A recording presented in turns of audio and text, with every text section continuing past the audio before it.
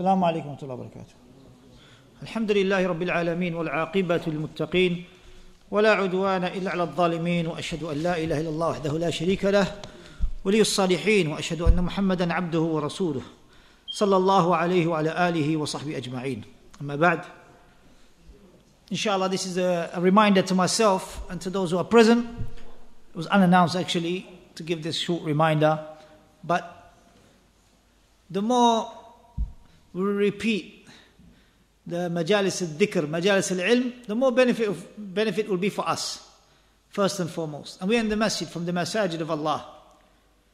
And the one who studies the Quran and he studies and he recites the Quran in the masajid of Allah, then Allah subhanahu wa ta'ala sends upon them rahmah, mercy.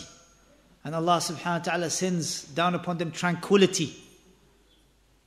And Allah subhanahu wa ta'ala sends the angels to fold their wings in those majalis, those angels which are called sayyahun, looking for the majalis al-dhikr. They're looking for the majalis al-dhikr.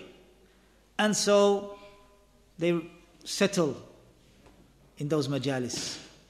And fourthly, ذكرهم الله في من عنده. Allah mentions those in the gathering, reciting Quran, studying the Quran. Allah mentions them in a better gathering. So look how you get these four great benefits from Allah subhanahu wa ta'ala, because you sat down to study the Quran and to recite the Quran. In this case, we're studying verses from the Quran. From that verse, we will mention some of the athar, some of the narrations of the salaf al-salih, the pious predecessors. This verse is a famous verse. In Surah An-Nisa, verse 115, وَمَنْ يُشَاقِقَ الرَّسُولَ مِنْ بَعْدِ مَا تَبَيَّنَ لَهُ الْهُدَى وَيَتَّبِعْ غَيْرَ سَبِيلِ الْمُؤْمِنِينَ نُوَلِّهِ مَا تَوَلَّى وَنُصْلِهِ جَهَنَّمَ وَسَاءَتْ مَصِيرًا. Whoever contends with the Messenger sallallahu alaihi wasallam, وَمَنْ يُشَاقِقَ الرَّسُولَ مِنْ بَعْدِ مَا تَبَيَّنَ لَهُ الْهُدَى. Whoever contends with the Messenger sallallahu alaihi wasallam after the guidance has been conveyed to them, and they follow a path other than the way of the believers, نُوَلِّهِ مَا تَوَلَّى, we leave them in the path they have chosen and land them in the hellfire, one evil abode that is. Wallah, this verse, as Imam al-Shafi'i rahimahullah said, I looked at the beginning of the Quran to the end of the Quran, and I found that this is the verse of ijma', of consensus being deen, consensus of the Sahaba being deen. The ayatul ijma' is this verse. وَمَنْ يُشَاقِقَ الرَّسُولَ مِنْ بَعْدِ مَا تَبَيَّنَ لَهُ الْهُدَى وَيَتَّبِعْ غَيْرَ سَبِيلِ الْمُؤْمِنِينَ. They follow a path other than the way of the Sahaba, the believers, primarily the Sahaba, because they were the mu'minun at that time. We'll leave them in the path they have chosen. So this is ayatul ijma'. The takfiris, they say there's no ijma'. There was one in Acton, North London. He said, "Ma fi ijma'." MashaAllah. Are we going to follow you, takfiri, who came yesterday? Or are we going to follow the likes of Imam al-Shafi'i rahimullah, who died 204 Hijriya, more than 1,200 years ago? Who has more right to be followed? The great Imams of the past, or somebody yesterday walking the streets of Acton saying there's no ijma'? Ijma' of the Sahaba radhiallahu anhum, primarily the Sahaba, ijma' of the Salaf, primarily the Sahaba. Because after that it was hard to ascertain ijma'. As Shaykh al-Islam ibn Taymiyyah rahimahullah said in the end of the last part of Aqeedah al-Wasatiyya, he said the ijma' al-mu'tabar, the ijma' that is considered, is the ijma' of the Salaf, of the pious predecessors. Why is it important? Why is it important to go back to the understanding of the Sahaba radhiallahu anhum? Where they united, it was considered to be deen. Why is that important? First of all, Allah made it important. Allah mentioned it as important. This verse is a clear proof of that. And they follow a way other than the way of the believers. And also, if you go into Surah Al-Baqarah, it's about 133, verse 133, I think it is. Around about there, Allah mentions, وَإِنْ آمَنُوا بِمِثْلِ مَا آمَنْتُمْ بِهِ فَقَدْ اهْتَدَوْا. And if they believe as you Sahaba believe, then they will be guided. Another ayatul ijma'. Another ayah showing you the importance of going back to the Sahaba radiallahu anhum. The consensus of the Sahaba. Where they united is deen. Who said that? Rasulullah sallallahu alaihi wasallam. Hadith in Sunan al-Tirmidhi, which is Hasan, which is a good chain. Hasan al-Shawahid. Where he said, Ummati la tashtami'u ala al-dalalah. My ummah will not unite upon misguidance. Another proof of ijma'. Hadith of Irbad ibn Sariyah, which is in Sunan ibn Majah, Sunan al-Tirmidhi, Musnad Imam Ahmad. Famous hadith, which is many reports from the Sahaba radhiallahu anhum. Alaykum bis sunnati wa sunnat al-khulafa al-rashidin al-mahdiyyin. Upon you is to hold on to my sunnah and the sunnah of the rightly guided caliphs. So their sunnah is the sunnah of Rasulullah. When they united, is the sunnah, because he said afterwards, Addu alayha. He didn't use the dual term. He didn't say Addu alayhima. He didn't say bite onto both of them. He said bite onto it. He used the singular. For the sunnah of Sahaba, Khulafa al-Rashidin, being the sunnah of the Messenger ﷺ. Hold on to it. Even though two are mentioned. Addu alayha. He didn't say Addu alayhima. He didn't use the dual. He used the singular. Because the sunnah of the Khulafa al-Rashidin is the sunnah of Rasulullah ﷺ. When they unite, it is deen. Another proof. The lady who came to the Prophet ﷺ and said to her, who should I follow after you? He said, اقتدي بالذين من بعدي. Follow those two who will be after me. Meaning Abu Bakr and Umar. Allahu Akbar. When they unite, the Sahaba is deen. So let's look at some of the narrations then of the Sahaba radiallahu anhum. Primarily, the best of the salaf, the best of the people of this ummah of Muhammad sallallahu alaihi wasallam. The Sahaba. Khairun nas qarni. ثم الذين يلونهم ثم الذين يلونهم. The best people is my generation. Then them to come after them. Then them to come after them. So let's look at some of the statements of the Sahaba radiallahu anhum. The statement of Ibn Mas'ud radiallahu anhu. Alaykum bil ilm. Upon you is knowledge. Upon you is to follow knowledge. Is to be upon knowledge. Qabla an yuqbad. Before it is snatched away. Before it is raised. وَقَبْضُهُ ذِهَابُ أَهْلِهِ. And its snatching away is by the death of the scholars. The death of its people. Meaning the scholars. عليكم بالعلم. Upon you is knowledge. فإن أحدكم لا يدري متى يقبض. For none of you knows when he himself will die. Or when the knowledge will be snatched away. أو متى يفتقر إلى ما عنده. Or when he himself will be in need of this knowledge that he learns. So learn knowledge, because it may be you have a need for it. وستجدون أقواما يزعمون أنهم يدعونكم إلى كتاب الله. And you will find a people who claim that they follow the book of Allah. وقد نبذوه وراء ظهورهم. But really they left it behind their backs. The book of Allah, they left it behind their backs. They left it behind their backs. فَعَلَيْكُمْ بِالْعِلْمِ. So upon you is knowledge. How many times now Ibn Mas'ud is saying this? Radiallahu anhu. How many times so far? 3 times in this narration. عَلَيْكُمْ بِالْعِلْمِ عَلَيْكُمْ بِالْعِلْمِ عَلَيْكُمْ بِالْعِلْمِ. And then now he's warning. He said, وَإِيَّاكُمُ التَّبَدُّعِ. And be warned of falling into innovations. وَالتَّنَطُّعِ. And being extreme. وَالتَّعَمُّقِ. And going beyond the boundaries. The boundaries are already set by Allah and His Messenger. There's no need for you and me to start choosing how to practice Islam, how we think. The boundaries have already been explained. تِلْكَ حُدُودُ اللَّهِ فَلَا تَقْرَبُوهَا. Such are the boundaries of Allah, don't come close to it. تِلْكَ حُدُودُ اللَّهِ فَلَا تَعْتَدُوهَا. Such are the boundaries of Allah, don't trespass those boundaries. And likewise the Prophet ﷺ said In the famous hadith, al-halalu bayyin wal-haramu bayyin وبينهما أمور مشتبهات. The halal is clear and the haram is clear, and between them are the doubtful matters. فَمَنِ اتَّقَى الشُّبُهَاتِ فَقَدْ اسْتَبْرَأَ لِدِينِهِ وَعِرْضِهِ. Whoever keeps away from the doubtful matters, he's free from blame in terms of his deen and in terms of his honor. Shaykh ibn Uthaymeen rahimahullah commented on this and he said, he's free from blame in terms of his deen, Allah will not blame him.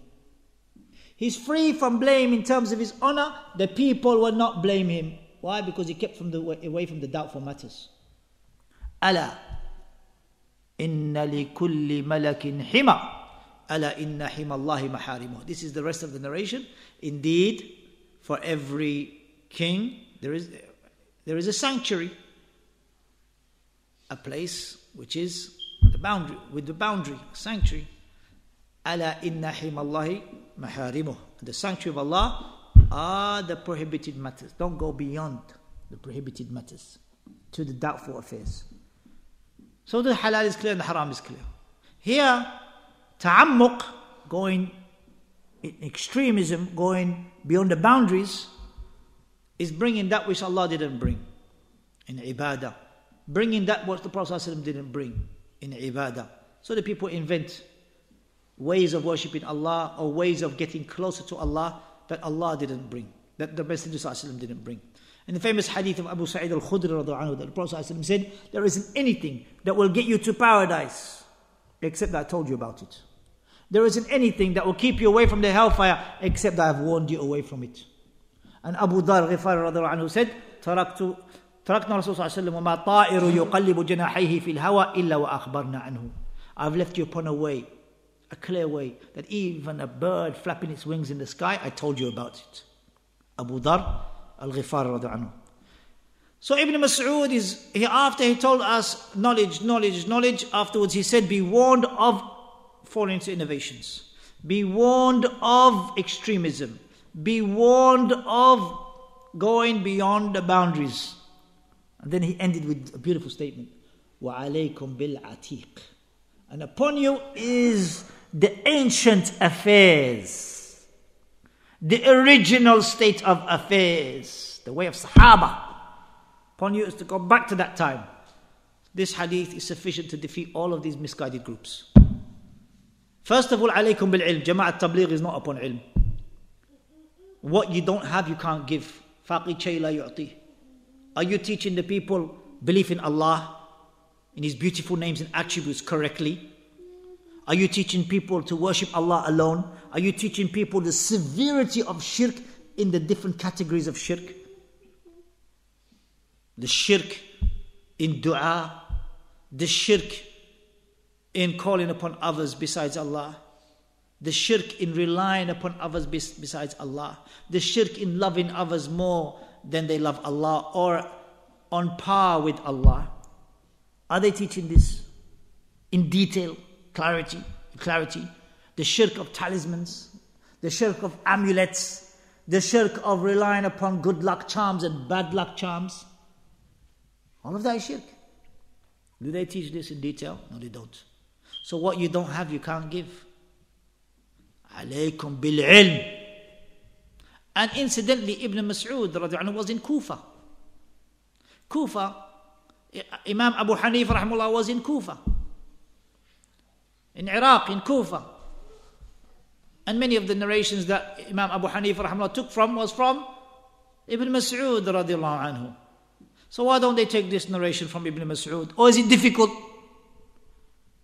to keep the people as sheep, blind following?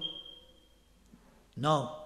Rather, we have to go back to the great Sahaba radiallahu anhum, the great Imams, and before them the great Sahaba, the likes of Abdullah ibn Mas'ud. Alaykum bil ilm. Upon you is knowledge, to learn knowledge.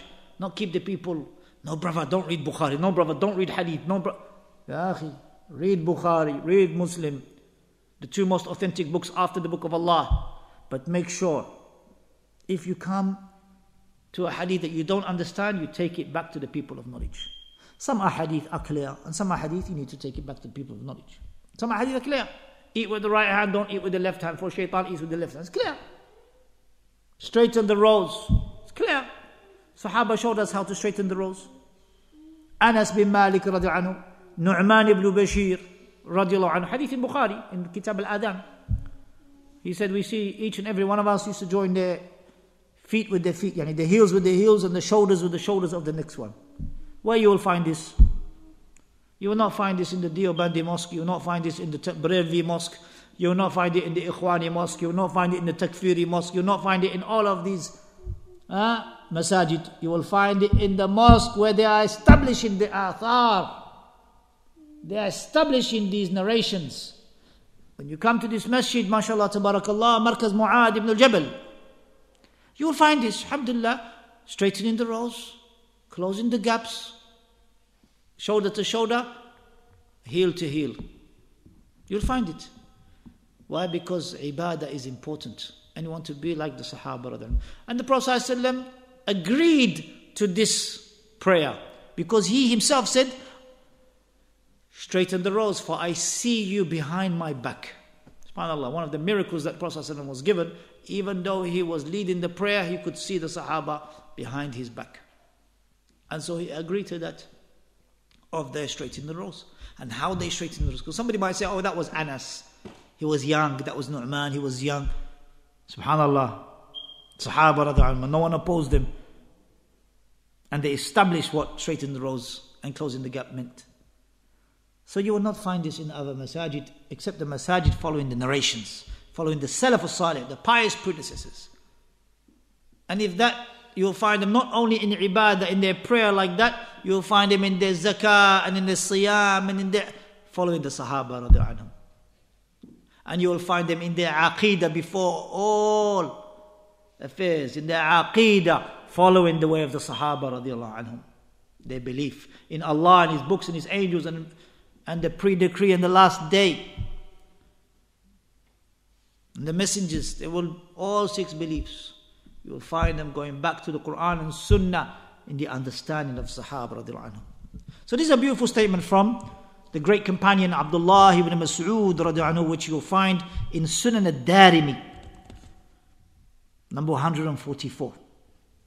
Likewise, the beautiful statement, again, from Abdullah ibn Mas'ud radiallahu anhu, because he has beautiful statements. إن لله عند كل بدعة كيد كيد بها الإسلام وليا من أوليائه يدب عنها وينطق بعلاماتها. He said, Allah subhanahu wa ta'ala has placed for every innovation someone from the people, from His awliya, yani the people of knowledge, someone to defend the deen and to refute this bid'ah. For every bid'ah, there will be a scholar to refute it. This is glad tidings. It's a blessing from Allah. Every bid'ah that appears, there will be a scholar that will refute it. وينطق بعلاماتها فاغتنموا حضور تلك المواطن وتوكلوا على الله. إن لله عند كل بدعة كيد أو كيد بها الإسلام وليا من أوليائه يذب عنها وينطق بعلاماتها فاغتنموا حضور تلك المواطن وتوكلوا على الله. So every innovation that appears, there will be a scholar from the awliya of Allah who himself will refute this bid'ah, refute this innovation.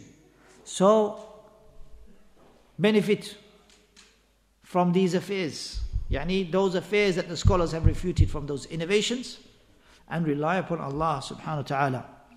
And Abdullah Mubarak added on that, وَكَفَى بِاللَّهِ وَكِيلًا. Allah is sufficient to be, sufficient as one to rely upon. And from the statement of Ibn Abbas radiallahu anhuma, وَاللَّهِ مَا أَظُنُّ عَلَى ظَهْرِ الْأَرْضِ الْيَوْمِ أَحَدًا أَحَبَّ إِلَى الشَّيْطَانِ هَلَكًا مِنِّي. This one, Shaykh Ubaid always used to mention it. Ibn Abbas radiallahu anhu said, I don't think anyone whom shaitan wants to be destroyed today more than me. Yeah, Abdullah ibn Abbas radiallahu anhu, he says, I don't think anyone on the face of this earth, of course, this is after the death of the Messenger sallallahu alaihi wasallam, and Abdullah ibn Abbas is saying this because he's refuting bid'ah. I don't think anyone Shaitan wants to be destroyed more than me on the face of this earth today. Why? They said to him, Kaif? Why? He said, Wallahi innahu la yahdathu al-bid'ata fi mashriqin aw maghrib. By Allah, there appears a bid'ah in the east or the west. فَيَحْمِلُهَا الرَّجُلُ إِلَيَّ, and a man brings it to me. Whether it's from the east or the west, he brings it to me. فَإِذَا انْتَهَتْ إِلَيَّ قَمَعْتُهَا بِالسُّنَّةِ. When it ends up with me, when it falls, ends up, the man brings it to me, I suffice it and I expel it with the sunnah. Allahu Akbar. I expel this bid'ah with the sunnah. So because of that, shaitan hates me. There isn't anyone he wants destroyed more than me, because he's refuting the bid'ah. Subhanallah, you see? People say, brother, you always talk about bid'ah. Yes! Because shaitan hates bid'ah. Shaitan loves bid'ah. He hates the people who talk against bid'ah. So you the one, mashallah, saying you always talk about bid'ah. You like shaitan then. Following the way of shaitan. You don't want bid'ah to be refuted. You want things to go pali, easy, easy. Mashi hal. Let's all be one. Doesn't matter, brother. No. Bid'ah is more pleasing to Iblis than sin. As Sufyan al-Thawri rahimahullah said. Because a man may repent from his sin, but not necessarily a bid'ah. Bid'ah is evil. It's worse than sin. So Abdullah ibn Abbas radiallahu anhu said, قَمَعْتُهَا بِالسُّنَّةِ, I suffice it with the sunnah, expel it with the sunnah, فَتَرَدَّ عَلَيْهِ, and it becomes rejected and expelled upon that person who initiated it in the first place. Abdullah ibn Abbas, again, the hibr of this ummah, the ocean of this ummah of knowledge, the mufassir of the Quran, the one the Prophet ﷺ, he said, Allahumma allimhu ta'wil. Oh Allah, teach him the Quran. Teach him the understanding of the Quran. Allahumma faqihhu fi ad-din wa 'allimhu at-ta'wil. Oh Allah, give him understanding of the deen and the ta'wil, the tafsir, the explanation of the Quran. Abdullah ibn Abbas, what did he say? What did he say? لا يأتي على الناس زمان إلا أحدث فيه بدعة. There will not come a time that the people invent bid'ah except that a sunnah dies, or a sunnah وَأَمَاتُوا فِيهِ السُّنَّةِ حَتَّى تَحْيَا الْبِدْعَةِ, and that they themselves make the sunnah die except the innovation is revived. لا يأتي على الناس زمان إلا أحدث فيها بدعة وأماتوا فيه سنة. Let's repeat that. And there will not come a time upon the people whereby except that they invent an innovation and make a sunnah die such that the innovation becomes revived. وَتَمُوتُ السُّنَنِ, and the sunan becomes slowly it becomes dead. Of course it won't become dead for everywhere, in that particular area. And you'll find where there is a majority of innovators around, you'll find the sunnah has died in that area. But the sunnah will never die worldwide. The sunnah will always be there. لا تزال طائفة من أمتي على الحق ظاهرين. There will not cease to be a group from my ummah clearly upon the truth. There will always be that group, ظاهرين, clarifying the truth. So bid'ah may appear, and it became widespread in a particular area. That's because the people of sunnah are not clarifying in that area, or the people of sunnah are not in that area. The majority of people of innovation. So in that area, the sunnah, the bid'ah has replaced the sunnah. That's why you find in many areas where there are majority innovators, you'll find that people are hardly upon knowledge, hardly upon the narrations of the Sahaba radhiyallahu anhum, and they end up just blind following the bid'ah, the innovations. But alhamdulillah, where you see a place where there is a scholar, you find the sunnah is revived. The aqeedah of Ahl Sunnah is revived, is known, become widespread. Likewise, we have the narration now of Abdulilah is from the Tabi'een. He died 110 Hijriya. He said, تعلموا الإسلام. Learn Islam. فإذا تعلمتموه فلا ترغبوا عنه. And if you have come to know it, have come to learn it, don't turn away from it. Don't feel yourself sufficient away from knowing it. وعليكم بالصراط المستقيم. And upon you is صراط المستقيم, the straight path. فإنه الإسلام. For it is Islam, straight path. Islam is not this going right and going left to the bid'ah. And it's not Islam. ولا تحرف الإسلام يمينا وشمالا. And do not deviate. لا تحرفوا. Do not deviate Islam, that you don't deviate it or deviate from it right and to the left. وعليكم بسنة نبيكم. And upon you is the sunnah of your prophet. والذي كان عليه أصحابه. And that which his companions were upon. وإياكم وهذه الأهواء. And be warned regarding these أهواء, these desires. التي تلقي بين الناس or تلقى بين الناس, or in this case it means تلقي بين الناس العداوة والبغضاء. That which brings enmity and hatred amongst the people. What is it? The أهواء, the desires. فرددها مرارا. And he repeated it many times. Abdulilah, the great Tabi'i, who died 110 Hijriya, the same year as Ibn Sirin died. 110 Hijriya. Dates are important. More than 1300 years ago. Rahimahullah.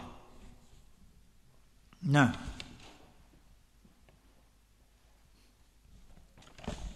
likewise, the statement of Imam al-Barbahari, who came much later.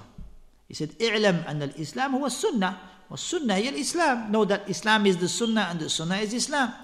ولا يقوم أحدهما إلا بالآخر. And none of them will stand except by the other. They will not stand on their own. Islam without the sunnah, you cannot have Islam without the sunnah. You can't have the sunnah without Islam. فَمِنَ السُنَّةِ اللُّزُومُ الْجَمَاعَةِ. From the sunnah is holding on to the jama'ah, the sahaba. وَمَنْ رَغَبَ غَيْرَ الْجَمَاعَةِ وَفَارَقَهَا فَقَدْ خَلَعَ رِبْقَةَ الْإِسْلَامِ. Whoever sees himself sufficient away from the jama'ah, doesn't want to follow the way of the sahaba, and he splits away and deviates away from the sahaba, then he has left that protection of Islam from his neck. وَكَانَ ضَالًا مُضِلًّا. And he became misguided and a misguider. Now, Abdullah ibn Mas'ud radiallahu anhu, again, famous narration in Sharh Sunnah of Barbahari, from the same book of Imam al-Barbahari, from the 5th century scholars. Abdullah ibn Mas'ud, what did he say? اتبعوا ولا تبتدعوا فقد كفيتم. Follow and don't innovate, for you have been sufficed. Follow and don't innovate in the religion, for you have been sufficed. Sufficed by who? Sahaba. Sufficed by whom? By Rasul sallallahu alaihi wasallam before them.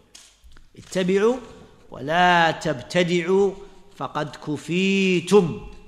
Likewise, Imam Awza'i rahimahullah, from the scholars of Sham, he said, عليك بآثار من السلف. Upon you is to hold on to the narrations of the pious predecessors. وإن رفضك الناس, even if the people were to abandon you.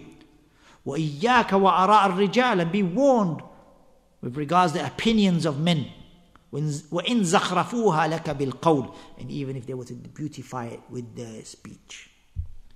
فإن الأمر ينجلي. For the affair will become clear. حين ينجلي. When it becomes clear. وأنت على طريق مستقيم. وأنت على طريق مستقيم. And while you are upon the straight path. Become clear. See all these deviations. Become clear. Learn knowledge and you'll see all these deviations, how they are misguiding the people. Like, for example, this individual is going around London. He's saying he partook in a march so that Hizb Tahrir Masjid gets built. Because the government was not going to build it. He partook in a march or petition so that the Jamaat Tabligh Mosque can be built. SubhanAllah. And he partook in a march or a petition so that Hizb Tahrir, this group of takfiris and misguided political activists, that they do not get banned. MashaAllah. So you defend the people of bid'ah. MashaAllah. If the government got it right that they're going to ban them, you have to do a march and petition to speak to defend the people of innovation? No. People of innovation are the people of innovation. They should not be defended. The people of innovation should not be defended. What is it that they're going to bring? Innovation. Hizb al-Tahrir, ya akhi. I used to remember Hizb al-Tahrir in the 90s. Alhamdulillah, they got dealt with in the 90s. That's why you find hardly they are around. They got dealt with in Slough more than 17, 18 years ago. Alhamdulillah. They were just coming up. Where's the knowledge, ya akhi? They don't have, what you don't have, you can't give. And so we said, Bismillah, let's bring Usul al-Sunnah Imam Ahmad. Allahu Akbar. Usul al-Sunnah Imam Ahmad. Hizb al-Tahrir in front of Usul al-Sunnah Imam Ahmad. You ain't got a chance. You ain't got a leg to stand on. This is Usul al-Sunnah. One of them said, what is that? You don't even know the books of the Sunnah. You don't even know the books of the Salaf. Usul al-Sunnah Imam Ahmad. One line will defeat your group. What did Imam Ahmad say? As-sam'u wa-ta'ah. Hearing and obeying your Muslim leader. Of course, in the righteous matters. Barran kana aw fajiran. Whether he's righteous or is an evil ruler. SubhanAllah. Why? Because you going out against him with your tongue and with your hands, you're going to cause more harm than good. You're going to bring about bloodshed. You're going to bring about havoc in the society and in the communities. So, you cause more harm than good. You have to look at the maslahah and the mafsada. Bringing about good and repelling harm. But you're not looking at that, oh Hizb al-Tahriri, oh Takfiri, oh Muhajirun, who's Ajib Muhajirun is reside in the land of disbelievers. Kaif Muhajirun. Kaif. Busying themselves with the ara an-nas, with the opinions of men. It's easy to read the newspaper. It's easy to look at, back in those days it was teletext. That's why we used to call him Hizb teletext. It's easy to look at, but you go back to the narrations, you go back to Usul Sunnah Imam Ahmad, you go back to Asl Sunnah of Imamain al-Raziyain, you go back to Ibn Abi Zayd's Muqaddimat al-Qirawaniya, you go back to Sharh al-Sunnah of Barbahari, you go back to As-Sunnah, Kitab al-Sunnah of Imam Ahmad's son, Abdullah ibn Imam Ahmad, of As-Sunnah of Al-Khallal. You go to Ibn Abi Asim's As-Sunnah. Allahu Akbar. You go to Asr I'tiqad Ahl Sunnah wal Jama'ah of Al-Lalikai from the 4th century. You go back to the scholars of the first 300-400 years. You ain't got a leg to stand on. No wonder you were defeated, because these scholars, what they were upon, you were upon a river or a valley, and they were upon another valley. And so we revived those statements of the scholars from those books. That's why they're defeated. By the will of Allah, with knowledge. Knowledge from who? From the book of Allah and the Sunnah of the Messenger in the Ansar of Sahaba. It's sufficient for you the statement, the beautiful statement of the great scholar of tafsir, Shaykh Abdurrahman al-Sa'di rahimahullah, who said, ديننا مبني على المصالح في جلبها وضرء للقبائح وإذا تعدد عدد المصالح يقدم أعلى من المصالح وضده تزاحم المفاسد يرتكب أدنى من المفاسد. Our deen is built upon bringing about good and repelling harm. And there are two goods, you take the best of the two. If there are two harms, you take the lesser of the two. So you have a harm of a bad ruler. And you have the harm of going out against them with your tongue and hands, like they do on the minbar, like they do, jumping up and down, shouting about how the evil rulers. That will bring about harm, and the harm of the evil ruler remaining. But which is the worst of the two? The Khawarij tried it, and they got defeated. They went out and killed Ali radiallahu anhu. And before that they killed Uthman radiallahu anhu. And history repeats itself. Hajjaj bin Yusuf was not a good ruler. He killed some of the Sahaba. But Anas bin Malik radiallahu said, be patient, for every year that comes will be worse than the former. But you don't want to be patient, O Hizbi, O Tahrir. You don't want to be patient. You want to go out and you're not looking at the benefits and the harms. You're not looking at bringing about the greater benefit. You're not looking at repelling the worst of the harms. And so you rejoice with your Ramadan radio talking about politics when you should be talking about ibadah. You should be talking about Quran and reading the Quran and bringing about khair upon the ummah by returning to ibadah. Because with ibadah you will get the inheritance upon the land. Allah mentioned it, Surah Nur verse 55. وَعَدَ اللَّهُ الَّذِينَ آمَنُوا مِنْكُمْ وَعَمِلُوا الصَّالِحَاتِ لَيَسْتَخْلِفَنَّهُمْ فِي الْأَرْضِ كَمَا اسْتَخْلَفَ الَّذِينَ مِنْ قَبْلِهِمْ وَلَيُمَكِّنَنَّ لَهُمْ دِينَهُمْ الَّذِي ارْتَضَى لَهُمْ وَلَيُبَدِّلَنَّهُمْ مِنْ بَعْدِ خَوْفِهِمْ أَمْنًا يَعْبُدُونَنِي لَا يُشْرِكُونَ بِي شَيْئًا. Allah's promises to amongst those who believe and do righteous deeds, that He will give them inheritance upon the land, just as He gave it to those before them. And You make their feet firmly established upon the land, and remove their state of fear to that of tranquility and peace. What is the condition of these people getting all these promises from Allah? From that is khilafah and tamkeen fil ard. Where is all these benefits? What is the condition? Ya'budunani. But you've left that because you're busy talking about politics. In Ramadan, you've got Ramadan radio talking about this ruler and that ruler. Time wasters. Wallahi, time wasters. Ramadan should be reading the Quran, not newspaper or magazine. On this one and that one, what he's designed. What he's done. Read Quran, ya akhi.